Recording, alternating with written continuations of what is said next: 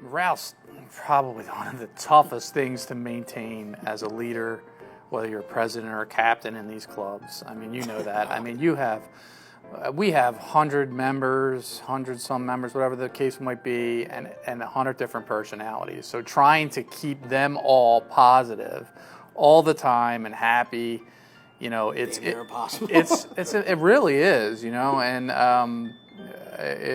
part of its attitude, majority of its attitude, right? We were talking about this the other day, and Louie laughs at me because we when we're on Broad Street, I drill the club a million times because I want them to go in there prepared. And with Louie the year before, he was behind me and he was like, oh. But there's Sags drilling again. Yeah. But at the same time, I think being prepared and being excited and having that confidence, right? The confidence, like you guys know, you guys are a confident group. Going in there and 100% confidence coincides with the morale, ties in with the morale and the attitude of believing that no one's going to give it to you, but no one's going to take it from you either, right? Because at that point, you know, in your mind and what you've trained for and what you've practiced for, you're the best, and then it's left up to those judges. But if you can walk off that floor with that attitude, then you know it's all out there. That's it, and that's what you try and maintain and lead up to the entire year. Yeah, I think keeping that morale right is a lot easier towards the end when, you know, your members are starting to see what they've been working towards, and when they're seeing Suits Up the Club and they're seeing they're seeing the show, and you know, then it's a little easier to keep everybody like up for coming from a club who's presented themes like colors, apocalypse, space circus. You know, like when we turn them themes in, that for us is always the hardest to keep morale, because everyone's like, we're doing colors? What the hell's colors? You know, how do we do that? And then we turn around and we do a light show. And, you know, it's hard to keep everybody in that headspace. Like, you know, when we turned in the Galactic Circus show, it was like, what the hell's a space circus?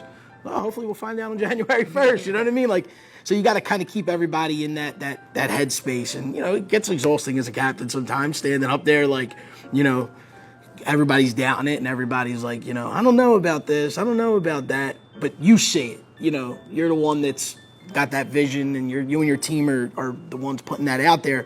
So not everybody can see what you see.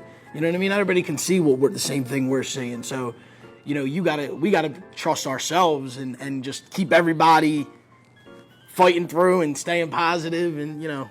The key thing is, too, what you're doing leading up to that. Like, we find ways to motivate them. And it could be something as simple as, you know, you're going out as Space Circus, and, you know, you buy everybody alien glasses to get them all, like, just something to make them smile or happy, like, and it could be the littlest gesture, but we as captains find gestures and things to, like, get them excited. A T-shirt, a hat, you know, a scarf, whatever the case might be, like, to just, like, get them even more ingrained and involved and just excited to what's coming up. And those little things, I mean, we do it from our heart, don't get me wrong. I think you could agree, right? It's not like but we also do it because we want them to feel like, you know, we value everything that they do, and they're just as much in this as we are. I don't know about you, but New Year's is when I'm at my calmest, New Year's Day. And it's funny because they're like, my club is not used to seeing me, like, you know, when we come up for makeup, I'm just sitting there drinking my coffee and, you know, showing my co-captain. He's the one that's running around because he's an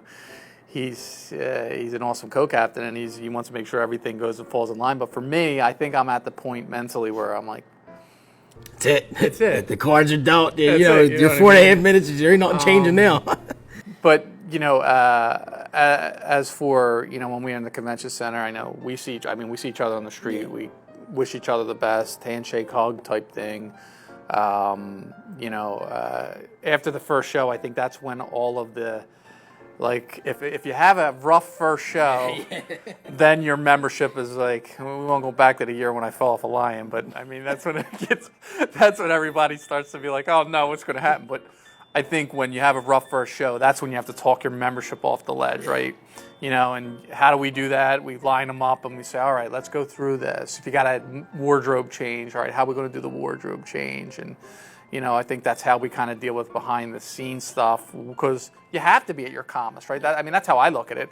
That's the day you have to be at your calmest, because everybody else is probably their nerves and their sensitivity is at the highest. Yeah, that's the day for them. Right. And I mean, we're building that show up until that day, and I gotta say, like, my family and the team that I have of marshals, really, they're so underappreciated when it comes to what they do for our club on New Year's Day. I mean, because it's the day where, all the ex-captains in the club, like Butchie and Petey, they come to me and they go, today, we got it.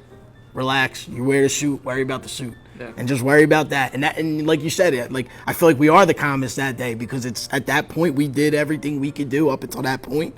My co-captain runs around like a chicken without a head, yelling at everybody too. You know what I mean? So like we could kind of just take it all in and keep our members in the right headspace and just go out there and perform and have fun. And at the end of the day, that's what we're doing it for, is that day, that bigger than that 4.5 minutes, that whole day, going down the street and, trying to have a little fun while your head's still running. It don't shut off. No, especially from 8 to 8:45 when you're waiting for a phone call. I mean, that's a different story. That's when we're not at our calm. Exactly. That's when that changes right there. You got everybody on your shoulder. You know what I mean? Like, everyone's over your back looking at their watches. I got people that's next to me like this. There's no hiding. I go to the bathroom. There's somebody outside the store. You all right? Everything good? You get the call? Yeah.